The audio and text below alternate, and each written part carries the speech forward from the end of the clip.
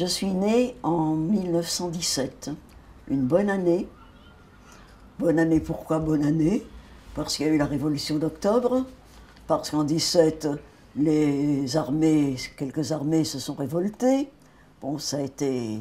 Donc, je pense que je suis née sous le signe de la révolte. J'aurais voulu être à l'école des garçons, parce que j'aurais voulu être un garçon. Parce que les garçons avaient le droit de monter aux arbres, ils avaient le droit de faire beaucoup de choses, les filles n'en avaient pas le droit. C'était toujours la guerre d'Espagne qui me hantait finalement. Et j'aurais voulu, moi, quand il y a eu les brigades internationales, j'aurais voulu m'engager. On n'a pas voulu de moi. Je dis, mais à quoi adhérer? Il y avait des jeunesses socialistes. J'ai dit, bon, ben, j'adhère aux jeunesses socialistes. Et en janvier 1941, on est contacté par un dénommé Baptiste, de son nom de clandestinité, qui savait que mon mari était communiste, et qui nous demande si on voulait organiser la résistance dans le village, dans la région. Mon mari me regarde, et il me dit, est-ce que tu es d'accord? J'ai dit, je suis d'accord, et même je vais adhérer au Parti communiste clandestin. Donc c'est là mon adhésion au Parti communiste. Les Sables ont été libérés fin août 1944, et la Vendée libérée fin septembre 1944. Le préfet me convoque et il me dit « Je veux vous récompenser pour les actions que vous avez menées. » Oh, mais j'ai dit « Vous savez, c'est tout à fait normal, hein, compte tenu de ma situation, compte tenu que je voulais aussi venger mon mari. » Il m'a dit donc, le droit de vote avait été voté par le gouvernement provisoire d'Alger. Bon, mais on ne votait pas encore. Bon, je voudrais vous récompenser, moi j'y mets toujours ça entre guillemets, en vous nommant conseiller municipal des Sables-d'Olonne. Je suis arrivée dans ce conseil municipal de vieux. Le maire était un maire nommé par Pétain. Ils étaient tous plus ou moins pétinistes.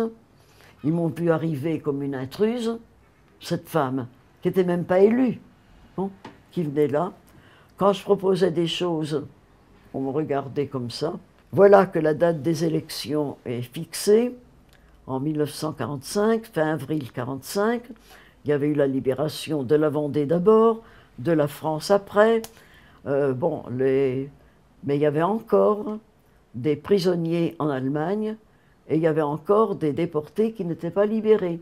Donc ça n'était pas tout le monde qui votait, mais les femmes allaient voter.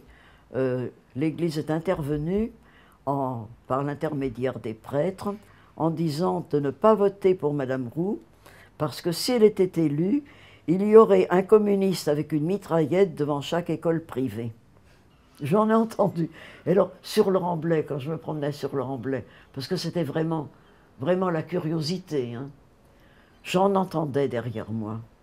Quelquefois, je me retournais, des fois, je me retournais. Des fois, j'ai dit, mais ça y est, vous me voyez maintenant en chair et en os. Puis je suis une femme comme vos femmes, hein, puis je fais ma vaisselle quand je rentre chez moi, et puis je fais mon lit le matin. Ça les sidérait. Hein. Et d'être une femme politique à cette époque-là? Mais c'était rare. Hein. Et une femme qui s'occupait de politique, dans l'esprit des gens bornés, c'était fatalement une femme dont la vie n'était pas correcte. Parce que les femmes ne faisaient pas de politique, ne devaient pas en faire. Hein. Donc le deuxième tour arrive, triangulaire, et il y avait 27 conseillers municipaux à ce moment-là, on était élus à 15. Mais sur 27, on avait quand même la majorité. Une courte majorité, mais majorité quand même.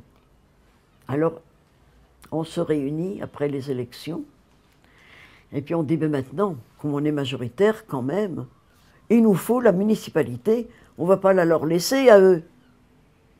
Bon, mais qui mettre? C'était bien difficile. Alors, il y en a un qui dit, mais Odette, puisque déjà elle a participé au conseil municipal, elle sait ce que c'est. Bon, et puis, enfin, on reconnaissait les choses que j'avais faites. Hein. Mais j'ai dit, moi, j'en veux pas. Mais si, il n'y a que toi qui peux être maire. Hein. Et puis quand même, c'est un honneur qu'on fait aux femmes. Vous aviez conscience que vous étiez à un moment historique? Oh, je pense, oui. À l'époque? Oui, oui, oui, oui. Vous oui, aviez oui. conscience? Oui, ah oui, vraiment, là, oui, oui. Parce que c'était quand même un bouleversement, hein. Même s'il n'y avait pas beaucoup de femmes, il y avait pas d'autres femmes élues maires, hein. Peut-être dans des petites communes, mais pas en Vendée. Bon, même si j'étais la seule, ça m'est apparu vraiment comme quelque chose. Il y avait dans la cour de la mairie, elle était noire de monde. Et les gens qui s'attendaient, oh là là, mais qu'est-ce qu'on va devenir avec cette femme, disaient les uns. Les autres étaient heureux, et les femmes avaient voté en masse au Sable.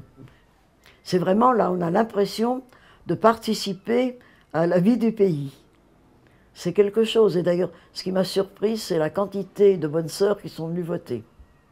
Et la quantité aussi de prelots qui sont venus voter, de femmes. Quelle fierté chez ces femmes qui travaillaient dans les usines et tout, qui en avaient bavé, dont les maris en avaient bavé pendant la guerre. Et quand on dit que De Gaulle nous a accordé, donné le droit de vote, je dis on l'a gagné le droit de vote, hein, parce que les femmes ont remplacé les hommes. Les femmes dont les maris étaient prisonniers, dont les maris étaient déportés. Les femmes ont été dans la résistance, donc on l'a gagné ce droit de vote. Qu'on nous refusait, que le Sénat nous refusait depuis des décennies, et on était dans les 3 derniers pays où il n'y avait pas le droit de vote, 3 ou 4. C'est Fernand Grenier même, c'est un communiste, qui l'a proposé en 1944 au gouvernement provisoire de Gaulle. Et puis les radicaux qui étaient là n'ont pas voté pour, hein. Et De Gaulle, il nous l'a... Bon, il a respecté le vote majoritaire. Ce qui me déplaît profondément, c'est qu'on dise que les femmes ne savent s'occuper que des enfants. Moi, je revendiquais que les femmes, quand on leur explique bien, elles sont capables de s'occuper de tout.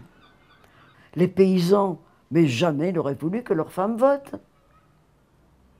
Encore, les marins, c'était pareil. Encore que les femmes de marins, c'est elles qui tenaient tout. C'était pas du mépris, parce qu'ils les aimaient, leurs femmes. Mais c'était pour la maison. Puis pour travailler dans les champs aussi. Les femmes des agriculteurs, qu'est-ce qu'elles bossaient dans les champs? Moi, ma grand-mère travaillait plus que mon grand-père, hein, qui lui avait été paysan par la force des choses et qui n'aimait pas la terre. J'étais pas une suffragette. J'étais pour le suffrage des femmes, pour le droit de vote des femmes. J'étais contente quand ça a été acquis. Avec l'acquisition de la citoyenneté par les femmes, selon vous, qu'est-ce qu'elles ont apporté de plus de nouveau à la vie politique? Ce qu'elles ont apporté, c'est un peu d'humanité, des sourires, leur savoir, qu'on avait longtemps rejeté. Elles ont apporté aussi, et ça moi je me suis bien battue là-dessus, qu'elles étaient capables non seulement de s'occuper des œuvres sociales, mais qu'elles étaient capables de devenir des techniciennes de valeur et des ingénieurs et tout ça, qu'elles étaient capables. Et je crois que ça, c'est pas encore complètement acquis, hein, chez les hommes, mais quand même ça progresse. Je vais maintenant beaucoup dans des écoles pour m'occuper du concours de la résistance, leur parler de la résistance, les aider dans les recherches de documents.